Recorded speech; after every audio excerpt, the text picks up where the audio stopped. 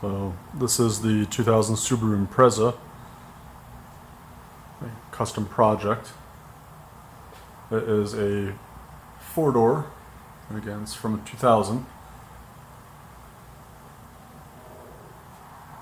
So here's been the major project for, goodness, better part of 7 years.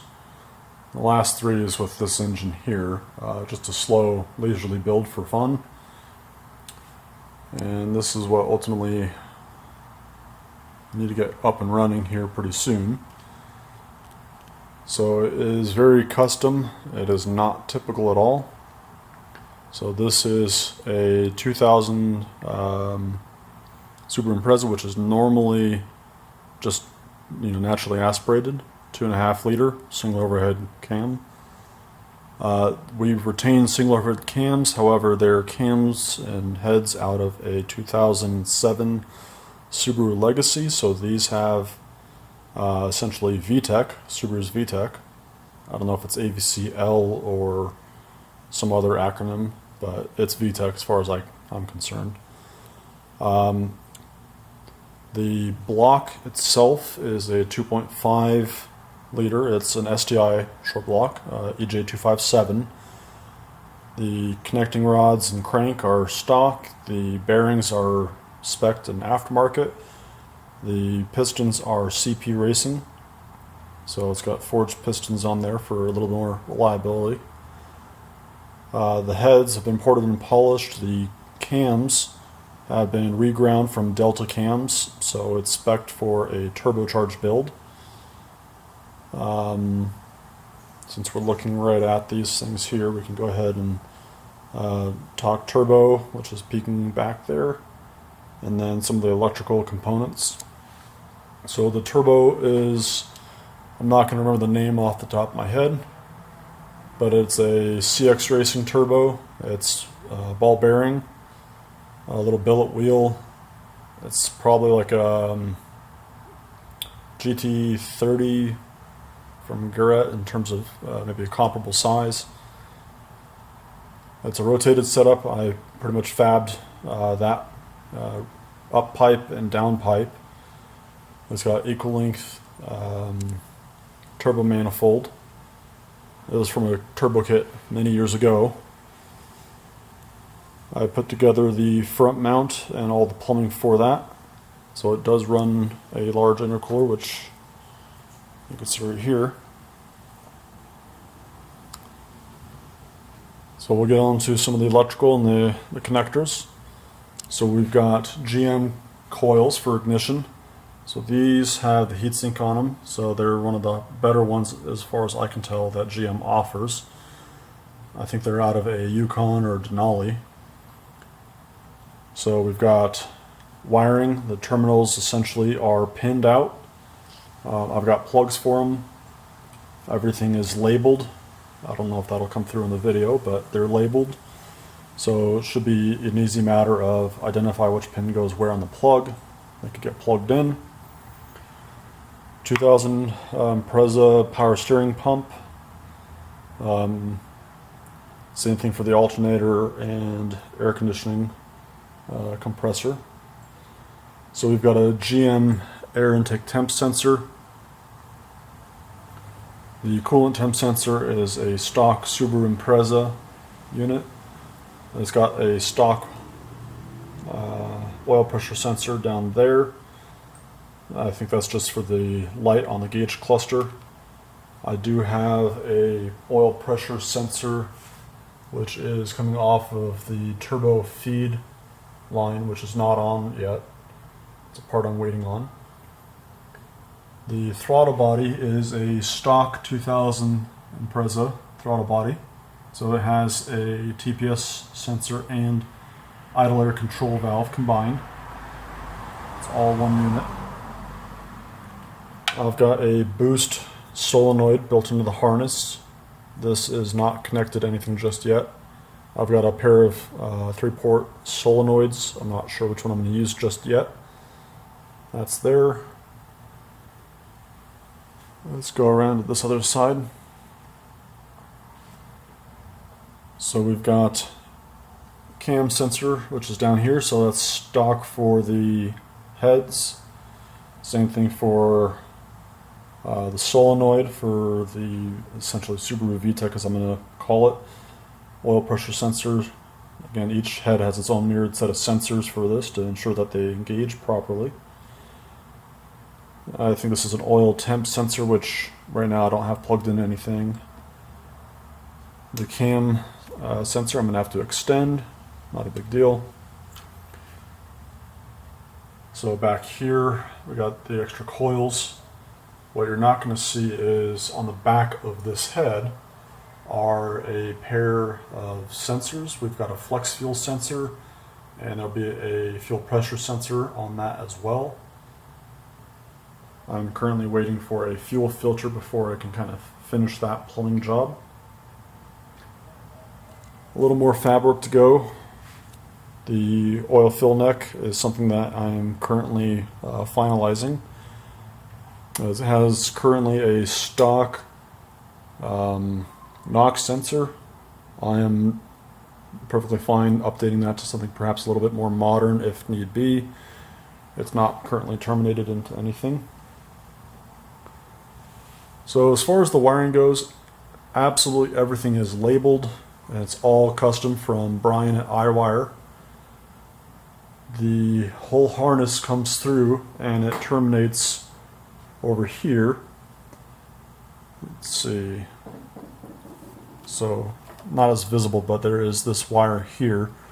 So that comes over, terminates into a few plugs. Those run underneath here and they terminate out into the fender well. And that runs into the cab. I've got a spare power wire so we could feed an amp a little bit later. So the dash is all apart and everything is essentially super easy to access, which is perfect for electrical work. So you can see no dash and a lot of the stuff is still kind of apart. I'm going to tidy everything up as best I can. The intention is I'm going to leave the dash off and I'll probably plug in the gauge pod. That way all those normal signals and gauges work as normal. Up here you can see the rest of the engine wiring harness, so it comes through that bulkhead connector back here. They all terminate and we can get, again, separated from here if need be. Everything under here is all stock and looks like an absolute rat's nest, but it'll all go back together pretty cleanly and easily. We'll walk around to the other side and I'll show the rest of the engine wiring harness. I'll walk around to the rest of the car. It's a bit dirty. It's been sitting for the better part of 8 years. I think I've only got maybe 2 or 3 miles trying to troubleshoot the last engine, which died because of a short that I was chasing, and it is just dumping fuel in one of the cylinders. So bad way to kill a rebuild. So in either case, this was all spec'd for a Mega Squirt. It was an MS3 Pro, which I bought new. Of course, I've had this thing sitting on a shelf for God knows how long at this point. I think I was one of the very first purchasers of the unit. Everything nowadays is much more modern and a little easier to tune. So this is going to be dropped in favor of something newer. And this is the brand new wiring harness. So these are Mega Squirt plugs. So I got a flying lead kit from them, which is what this thing is. And as you can see, the wires are plenty long enough. So it should be pretty easy to work with this and cut off these plugs, and we'll essentially re-terminate them into a new plug for the new harness. I'll provide as much diagram and information as I possibly can. I think the O2 sensor is a Bosch sensor. I think it's a... goodness, I'm not going to remember, so I'm going to have to include that in an email. But everything kind of runs through. Maybe it was like a LMC2 or something like that. I don't recall. But we'll look at what you have to offer on that. I think for the most part that's the bulk of the project. So my intention is I'm not going to plug in any of this stuff here. We'll just put the rest of the factory dash harness together and all the relays needed to kind of keep things running and moving. And everything else will stay off and open and as easy to work on as possible. Especially if you have to run another wire into the engine bay. The goal, of course, would be to keep it as clean and tidy as possible, which is part of the reason why I was thinking to leave the fenders off, because of course access is a lot easier that way. So we've got a bulkhead connector here, which is very easy to get to, and we could just run the wires up through if need be. Oh yes, other things that are relevant for the build here are it's a legacy LGT transmission, so it's still a 5-speed, but probably a little stronger than the factory 5-speed that this came with originally.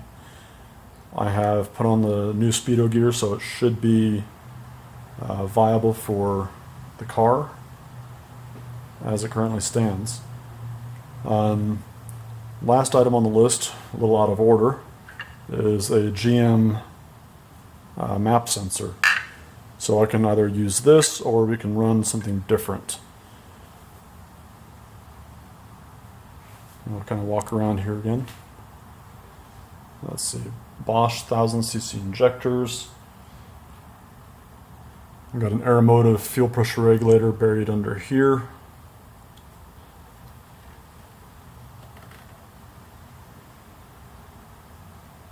And that's pretty much the build. A little quirky, but it should go pretty decent. I think before we had all this done with an old turbo, we were making, I think it was about 290 horsepower, 350 foot-pounds of torque. And that was on an old Garrett or Air Research turbo. And yeah, that thing lagged like you wouldn't believe. I think it came on at like 3,500 RPM.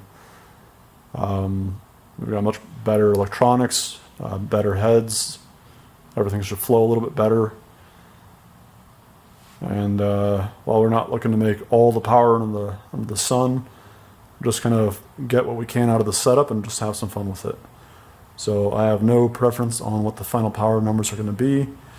As long as things are going to be safe and reliable, I'll be happy. That's all I got.